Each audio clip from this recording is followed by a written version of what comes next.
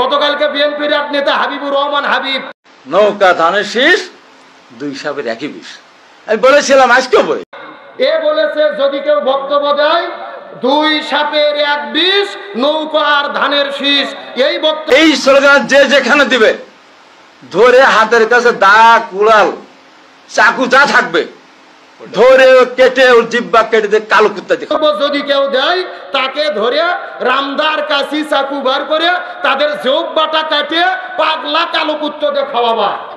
নাউজুবিল্লাহ বলবেন না? তাহলে বলেন যেই দলের নেতা কর্মীদেরকে বলে মানুষের জিব্বে কাটে কুত্তক দিয়ে খাওয়াও, ওই দলের কর্মী ভালো হবে না খারাপ হবে? আমি মনে করি কর্মীদের দোষ নাই, সবচেয়ে বেশি দোষ হলো এই বড় বড় রাঘব বোয়াল নেতা নামে সন্ত্রাসীরা। এরা কর্মীদেরকে উস্কে দেয় যে তোমরা লাগাও, মামলা হলে আমরা সাথে আছি। সুতরাং বলতে চাই 24 অভ্যুত্থানের পরে এই বাংলাদেশে আর সন্ত্রাসী কায়দায় কোনো কিছু করা যাবে না। এই বাংলার জমিনে সত্যপন্থী যারা, কোরআনের আইন চাই যারা, আগামীর বাংলাদেশে মুসলমানেরা তাদেরকে সমর্থন করবে। সরকারকে বলতে চাই 2000 মানুষের রক্তের উপরে দাঁড়িয়ে বসে আছেন, আর কোন দলকে ভয় করবেন না। চাঁদাবাজদেরকে 24 ঘন্টার মধ্যে গ্রেফতার করে হত্যার বিচার বাংলার জমিনে করতে হবে।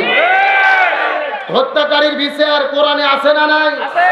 আল্লাহর কোরআন বলতেছেন ডাইরেক্ট বিচার, কুতিবা আলাইকুমুল কিসাস, হাতের পরিবর্তে হাত, পায়ের পরিবর্তে পা, চোখের পরিবর্তে চোখ, জীবনের পরিবর্তে জীবন, আর আয়না ঘরের পরিবর্তে আয়না ঘর।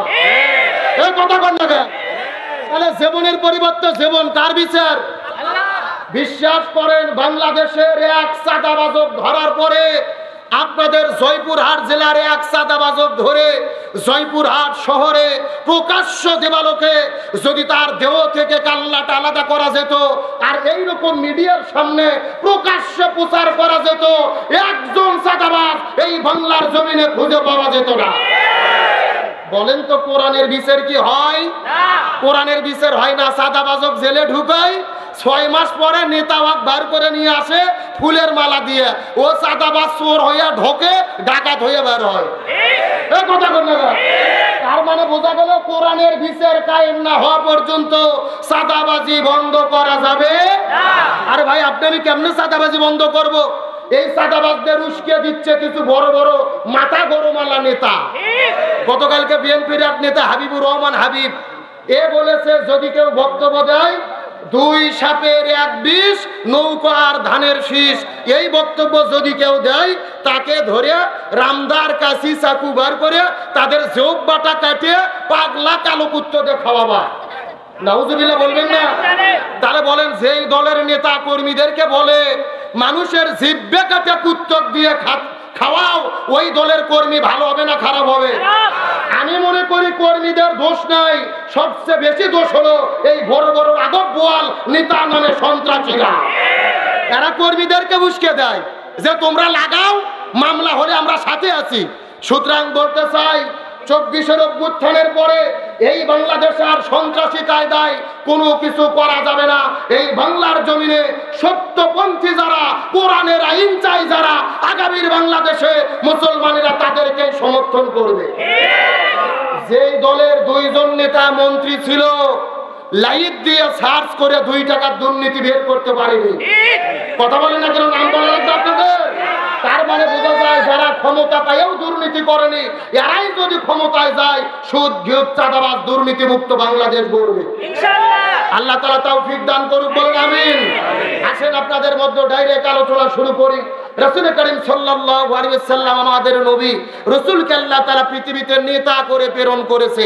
জোরে বলেন কি করে? নেতা করে। মূল আলোচনা শুরু, একটু মনোযোগ দেন। রাসূলকে আল্লাহ তাআলা কি করে প্রেরণ করেছে? নেতা করে। আমার প্রিয় বন্ধুগণ, মুসলমান ভাইরা গভীর মনোযোগ লক্ষ্য করুন।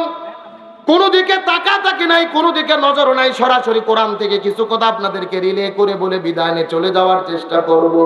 আল্লাহ তাআলা নবীকে পৃথিবীতে নেতা করে প্রেরণ করেছেন, যেই কথা আল্লাহ তাআলা কোরআনের মধ্যে সূরা ইয়াসিনের মধ্যে নিজেই ডাক দিয়ে বলেন। আল্লাহ তাআলা নবীকে সরাসরি নেতা বলে ডাক দিয়ে বলেন, ইয়াসিন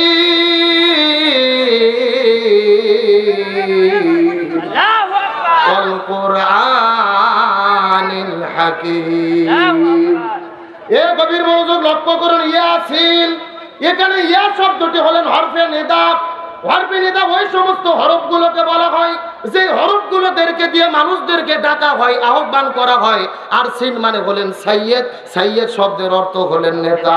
রাইসুল মুফাসসিরিন হযরত আব্দুল ইবনে আব্বাস রাদিয়াল্লাহু তাআলা, হযরত আব্দুল ইবনে মাসউদ রাদিয়াল্লাহু তাআলা হুমা দুইজন মিলে এই জায়গার মধ্যে একত্রিত করে তাফসীর পেশ করে বলেন, এই জায়গার মধ্যে সাইয়্যেদ অর্থ পাঁচটি। জোরে বলেন কয়টি? পাঁচটি। এক নম্বর হলেন সাইয়্যেদুল বাশার। এই পৃথিবীর মধ্যে যতগুলো মানুষ আল্লাহ সৃষ্টি করে দিয়েছে প্রত্যেকটা মানুষের নেতা হলেন আমাদের নবী। দুই নম্বর হলেন সাইয়্যিদুল আম্বিয়া। এই পৃথিবীর ভেতরে আল্লাহ তাআলা যত নবী প্রেরণ করেছে সবগুলো নবীদের নেতা হলেন আমাদের নবী। তিন নম্বর হলেন সাইয়্যিদুল মুরসালিন। আল্লাহ তাআলা যতগুলো রাসূল সৃষ্টি করেছে সমস্ত রাসূলের নেতা হলেন আমাদের নবী। চার নম্বর হলেন সাইয়্যিদুল কাউনাইন। আল্লাহ তাআলা দুজাহান সৃষ্টি করে দুজানের নেতা হলো আমাদের নবী। আর পাঁচ নম্বর হলেন সাইয়্যিদুল আলামিন। এই পৃথিবীতে আল্লাহ তাআলা যত জগৎ সৃষ্টি করেছে প্রত্যেকটা জগতের নেতা হলেন আমাদের নবী। জোরে বলেন না সুবহানাল্লাহ। আমাদের নবী সমস্ত মানুষের নেতা, সমস্ত নবীদের নেতা, সমস্ত রাসূলের নেতা, সমস্ত জগতের নেতা, সমস্ত জানের নেতা। চিৎকার করে বলেন আল্লাহু আকবার। এখন আপনাদের কাছে আমার প্রশ্ন, প্লিজ ভাই এইদিকে হইচই করেন না। মিডিয়ার ভাইরা এসেছে, জায়গা কম, লোক বেশি, একটু সুযোগ দেন। তার কারণে আজকে আপনারা এখানে ওয়াজ শুনতেছেন 1000 লোক, আর এই মিডিয়ার মাধ্যমে তামাম পৃথিবীতে অন্তত লক্ষ লক্ষ লোক আজকের মাহফিল দেখতেছে। আলহামদুলিল্লাহ বলবেন না? তাহলে আপনাদের কালাই আর বেগুন গ্রাম এই এলাকার ওয়াজ পুরো পৃথিবীর লোক দেখুক, আপনারা চান না? এজন্য একটু মিডিয়ার উপরে খেপাখেপি করেন না, একটু কষ্ট করে হলেও শোনেন।